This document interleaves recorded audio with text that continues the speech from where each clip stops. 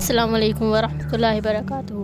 میں رمشہ بنت صابر آج آپ لوگوں کو حضرت بلقیس رضی اللہ تعالیٰ عنہ کا ذکر کے بارے میں کچھ سنانا چاہتی ہوں، تو شروع کرتے ہیں۔ بسم اللہ الرحمن الرحیم۔ یہ ملک سبا کی بادشاہ تھیں۔ حضرت سلیمان علیہ السلام کو ہدہد جانور نے خبر دی کہ میں نے ایک عورت بادشاہ دیکھی ہے اور وہ آفتاب کو پوجتی ہے۔ آپ نے ایک خط لکھا اور ہدہد کے ذریعے ان کے پاس پہنچوایا۔ اس خط میں لکھا تھا کہ تم لوگ مسلمان ہو کر یہاں حاضر ہو۔ اس خط کو پڑھ کر امیروں اور وزیروں سے صلاح کی۔ بہت بات چیت کے بعد خود ہی یہ صلاح قرار دی کہ میں ان کے پاس کچھ چیزیں سوغات کے طور پر بھجواتی ہوں۔ اگر لے کر رکھ لیں گے تو سمجھوں گی کہ یہ دنیا دار بادشاہ ہے، اگر نہ رکھیں گے تو سمجھوں گی کہ یہ پیغمبر ہیں۔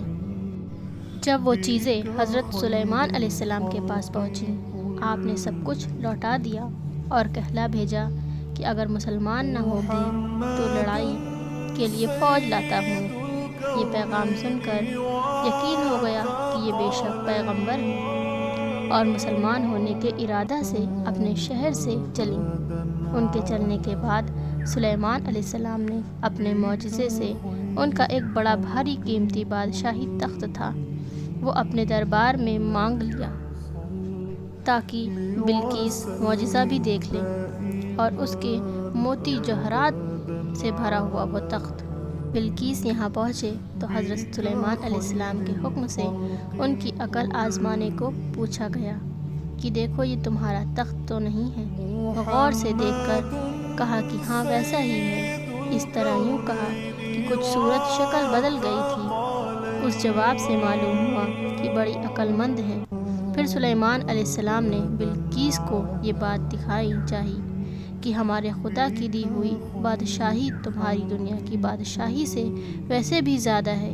یہ بات دکھانے کے واسطے حضرت سلیمان علیہ السلام نے حکم دیا کہ ایک حوض پانی سے بھر کر اس کے اوپر ایسے صاف شفاف کانچ کا فرش بنایا جائے کہ وہ نظر نہ آوے، اور سلیمان علیہ السلام ایسی جگہ جا بیٹھے کہ جو آدمی وہاں پہنچنا چاہے وہ حوض اس کے راستے میں پڑے، اور بلقیس کو اس جگہ حاضر ہونے کا حکم دیا۔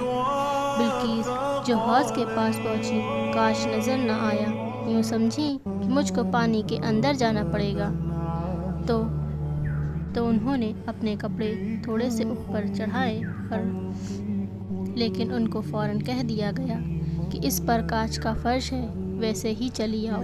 جب بلقیس نے تخت کے منگا لینے کا معجزہ دیکھا اور اس کاریگری کو بھی دیکھا جس سے یہ سمجھیں کہ ان کے پاس ویسے بھی بادشاہی کا سامان میرے یہاں کے سامان سے زیادہ ہے، فوراً کلمہ پڑھ کر مسلمان ہو گئی۔ پھر بعض علماء نے تو یہ کہا ہے کہ حضرت سلیمان علیہ السلام نے ان کے ساتھ خود نکاح کر لیا، اور بعضوں نے کہا ہے کہ یمن کے بادشاہ سے نکاح کر دیا۔